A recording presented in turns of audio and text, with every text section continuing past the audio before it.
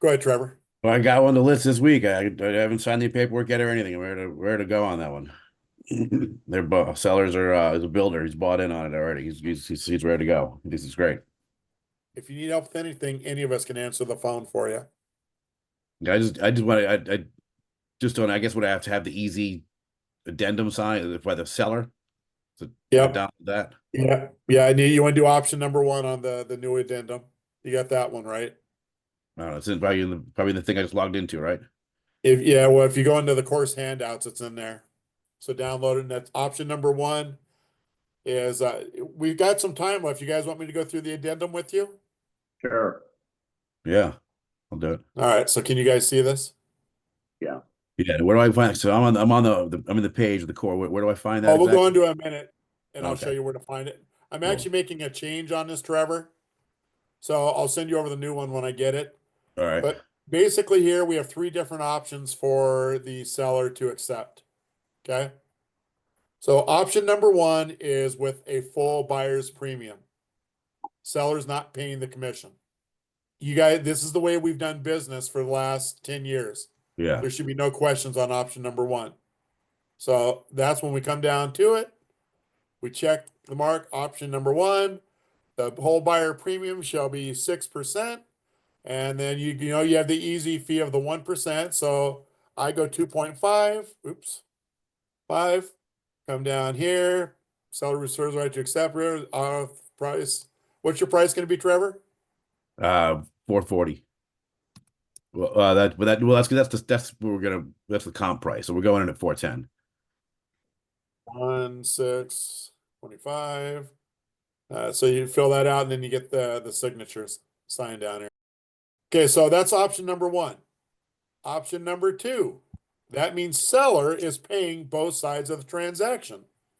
Okay, so he says, you know what, Trevor, I'm going to pay you 6%, and you split it how you want to split it, knowing that you are going to pay the 1% easy fee, or you get the seller even to pay the 1%, however you want to do it. I don't care, but let's say that you're controlling it.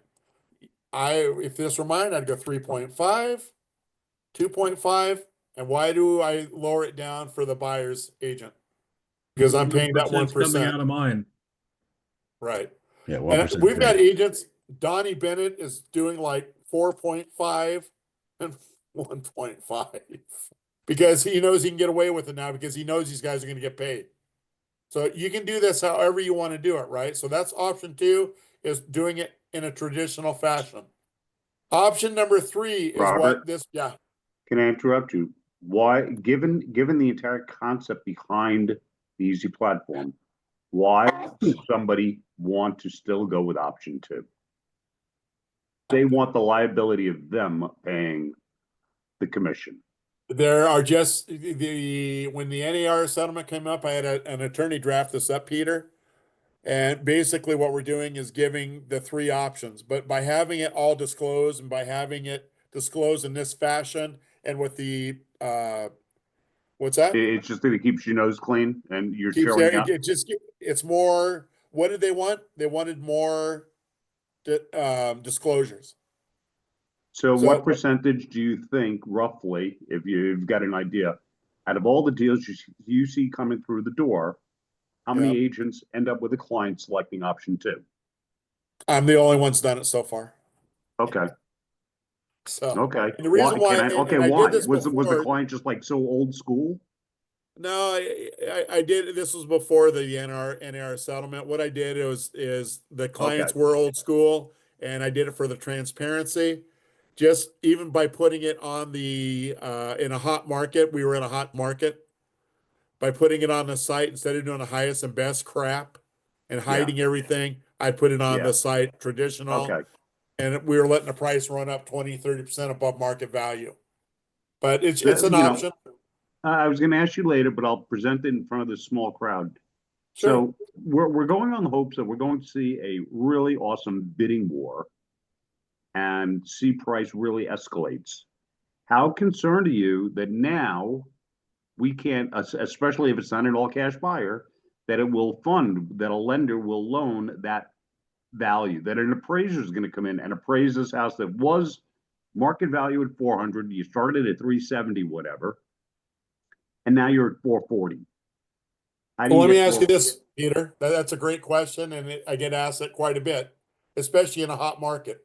Because that's a scary side to me, and let alone I don't trust the appraisers, but the reality is if they don't come in at 440, what's the buyer going to do for the difference in money if they still Well, want let's the talk about house? that. You got to Okay. price it right first.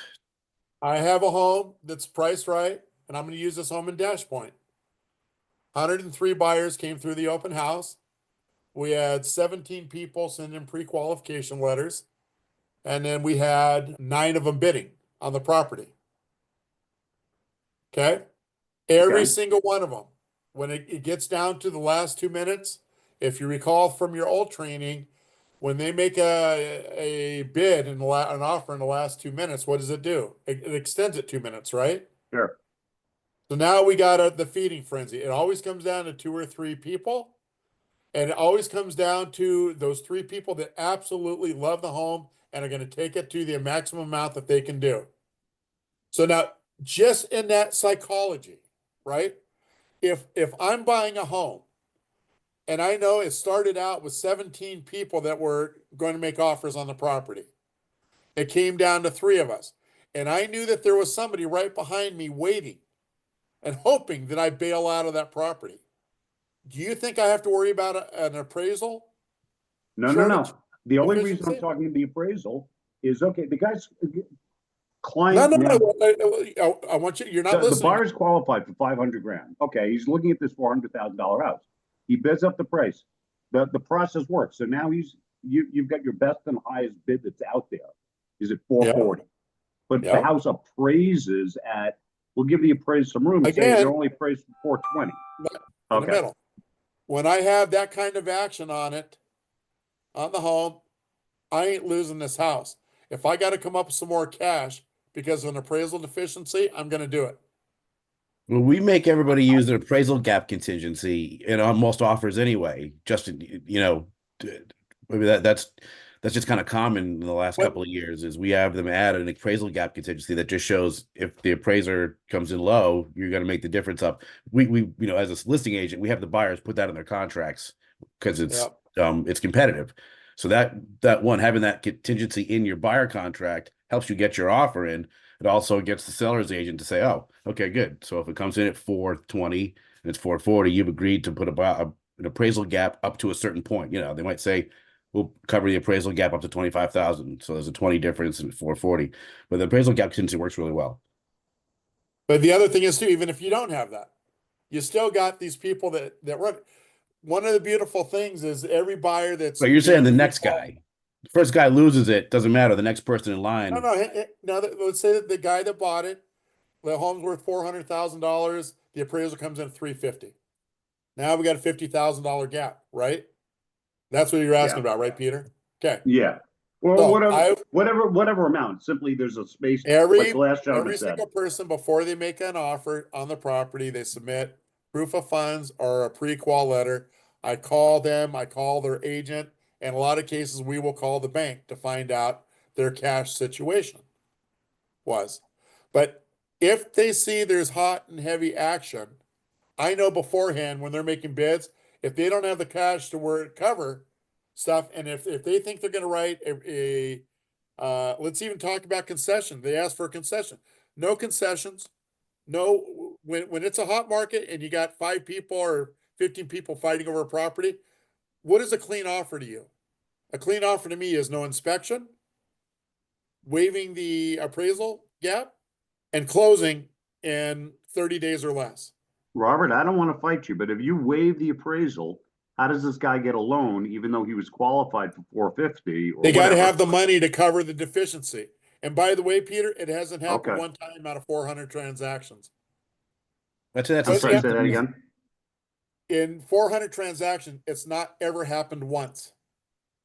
That somewhere this guy's going to find an extra 20 grand that nobody knows about in his back pocket. and Well, come up with most the cash you, difference. again, it's up to you to talk to him and find out if Yeah. he's got it. If he doesn't have it, again, I always get backup offers from and they're hoping that first guy drops out. Yeah, no, I understand. So, and No, I have appreciate them, what Trevor said I have because them I've write never their used backup a offer for deficiency the gap. amount, same amount, And if that one guy backs out, he doesn't have the cash, I'm sliding right in. But the chances are I'm going to take the one that's got the cash. Remember, seller has the right to accept, negotiate, or deny any offers. So in this case here, if I know the second guy behind me is a cash offer, Yeah, obviously, well, obviously. I may take him, I may not, but I'm gonna have write up a backup. But when he writes up a backup, I want him to do it for that last amount that was accepted. When we have people fighting over the property, it's never a problem. Now, let's talk about an appraisal gap if you only had one buyer and your seller accepted that offer. What do you do in that case? In that case, now, after the bidding's done, right? It just turns into a normal, regular real estate transaction.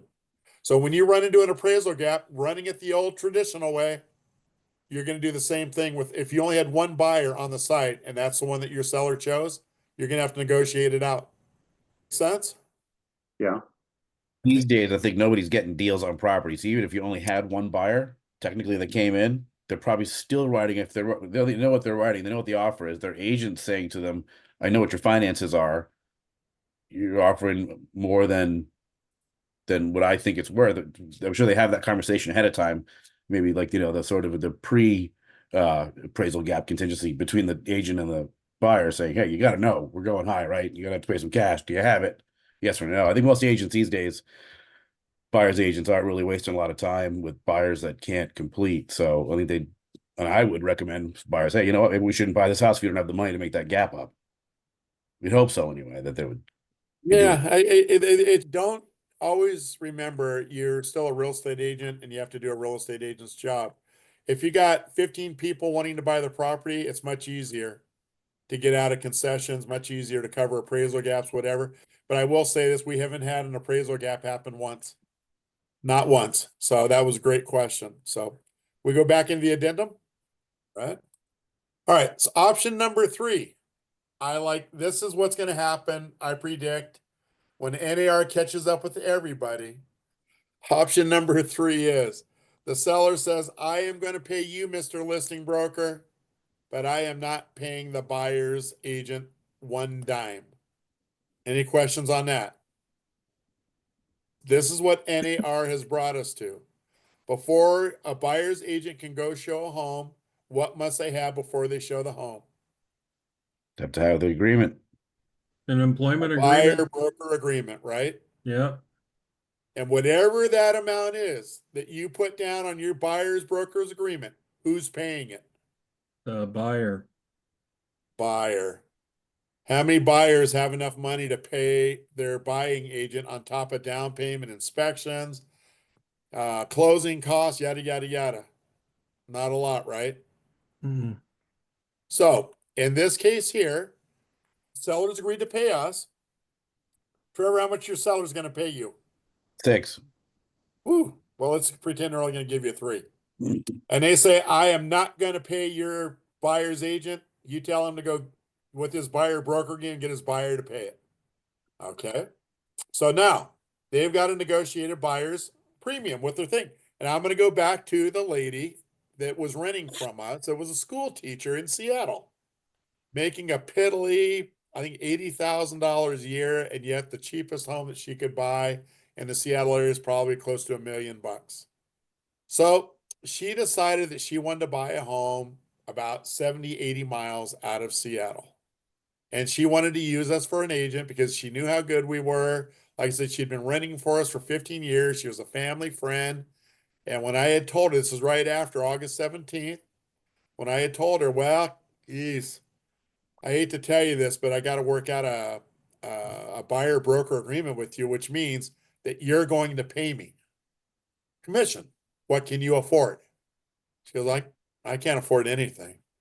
And it's like, well, we got to write something in there. What do you want me to write? And she goes, well, so yeah, long story short, it was $900. So I had a great old buyer's broker agreement for $900. So, and let me get one misconception out of the way. All you smart agents out there think I can go ahead and say I'm going to get the seller to pay whatever he's negotiating on the site. And we don't know what that is anymore, right? So we work out our buyer's premium, and now the seller has on us. So we found out the seller is willing to pay 2.5% commission. I have a buyer's broker agreement for $900. I send that as a part of the, if I end up getting the home, my client gets a home, that buyer broker agreement becomes part of the agreement. Seller was willing to pay 2.5%. I have the buyer broker agreement for $900. I'm going to get my $900 and get Susie's getting the balance of that 2.5%. Anybody know? The buyer does. The buyer does. Well, what do you mean the seller's willing to pay 2.5% to me? Yeah, but you were only able to negotiate $900, so that's buyer now gets the rest of that money. Yep. Pretty good system, isn't it? So now let's come back to our property. So I've got a home listed on, and I'm going to play split personalities here. So I'm going to play the listing broker, and I'm going to be the buying broker too, with my lady that has a $900 agreement with me. Okay. So here I am. I'm the buying broker, and I'm calling the listing. I'm calling me the listing agent, and I want to go show the home. Okay. So yeah, hey, we'll say that the buyer's broker is Robert. The listing broker, me, is Bobbert. So, hey, Bobbert, I want to go show your home out in Dash Point. Oh, great, Robert. Do you have a buyer broker agreement? Yeah, I do. Well, how much is that for? $900. What? I didn't hear you. $900. I can't be understanding you, Robert. How much is it? Dollars. Oh. Well, you're a pretty good salesman, aren't you? So anyways, we have a little bit of fun with it, just like the idiot did with me when I had to send that stupid thing in. So I said, well, if I have a way for your buyer to pay you more of a commission and not having to come out with any money out of pocket by building it into the cost of the home, would your buyer be willing to pay you a more commission? And one of the things that my lady told me, if I didn't have to pay it out of pocket, even that $900 that she was going to give us was going to hurt her for closing costs. She had to go out and borrow it to even give me the $900. So she had told me if there was another way for me to pay that, I would give you the 3%. So I go back into the buyer and I say, hey, I'm going to go show you this home. Remember you had said if I had a way that you didn't have to come out with any money out of pocket for my commission, that you would do that, agree to do that? Yeah. Well, we have here, I know you said you would offer me 3% because that's what I'm normally getting, but I'll tell you what I'd like to do is I'm going to do 3%, but I'm going to give you 0.5% of that towards closing costs. So I'm only going to net 2.5 out of it. But the cool thing is, you don't have to go with any cash out of hand because we're going to build that into the cost of the home. And she goes, heck yeah, I'll do that. So now I come out before I can make a bid. My buyer's got to sign this and I got to sign it. I'm going to write 3% in here. Okay. Knowing that I'm going to get that. And then I'm going to have my buyer and I'm going to sign this as well. Are there any questions on that right now? So let's pretend we go ahead and now go through the offer process. And let's pretend that we made a $500,000 offer that the seller accepted. Any questions on that? So now we got the home for $500,000. Well, being that I wrote 3% in for that buyer's premium, we're going to add that 3% on top of the price of that $500,000. So now the price of the home, when we write the purchase sale agreement, it's going to be for $515,000. And it's going to work the exact same way as premium number one. Seller's paying me my 3%. The buyer's premium is paying that 3%, and I'm giving her 0.5% towards closing costs. Now we have built that 3% into the cost of the home. Instead of making $900 now, I just made 2.5%. And by the way, I'll show you what protects you guys. And this, if we start looking at the disclosures right here, come on, highlight it for me, buddy. So both listing and selling brokerages agree this addendum shall supersede any prior oral, written, or implied compensation agreements. By signing below, all parties acknowledge that they have reviewed and understand the information contained herein, and that they fully agree to all terms and conditions set forth in this document. So that $900 buyer brokerage agreement, what just happened to it? Got thrown in the trash. That goes away, right? That now becomes the new compensation agreement. How you like that? That's Trevor, your good. wife's an attorney or works for an attorney firm. How would she like it? She's an attorney. She hates all real estate agents, first of all. So, but no, I mean, it does say it's super. I guess you would look at dates. Would dates matter there? Even though the contract has a later date, so supersedes all previous. No, you're signing that contract, it's done. So Yeah. let's say you Then don't, don't let's say have you make offers on that No, property and you don't get the listen, property. then All right, fucking so don't. if that were to happen, Is that okay or not? you got to go and you didn't get the house, you got to redo Do you another prefer buyer afternoon broker or agreement with them, dinner time? because that addendum just wiped that other one out. Yeah. Yeah. She would appreciate that. She'd like the way it was written. She just doesn't like real estate agents. She'd tell us all we're Well, who does? I mean, Yeah. these idiots that sued the NAR and the NAR to cow down and bow down and settle those things was a travesty. Again, I'm going to ask you, Trevor, when's the last time you held a gun up to a seller and made him pay you a commission? Well, Never. there you go. And that was the whole reason that lawsuit happened, is they were saying that we were price fixing and making them pay. Sorry, that never happened. And I believe the transparency had something to. I believe the transparency part of the NAR settlement actually ended up being pretty good for all of us. It works well with EZ platform, so we're ahead of the game. Yeah, Trevor, tell that story to the guy. I know Michael's heard it, but I don't think anybody else has. Tell that story when you went up to that attorney at NAR.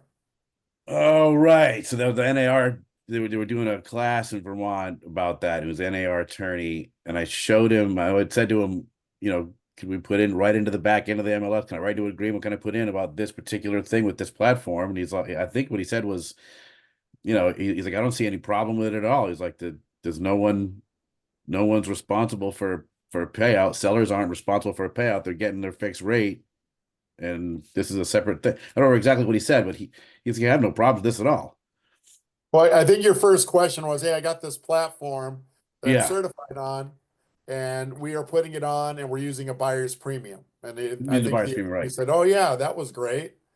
And then Right. So that's and the same thing. When you started talking about it that's what we used to do. I mean, after the crash, so like 8, 9, and 10, you had all these auction websites that were selling foreclosures in bulk, and you would go to show the house, and it would be a price, and there'd be a 6% buyer premium added. It was done on a website. You put the bids in on a website, except it was a live bid. The top bid actually won. It wasn't the seller got to choose. The top bid won, but it was a seller premium. So if the price was $100,000, you paid 106.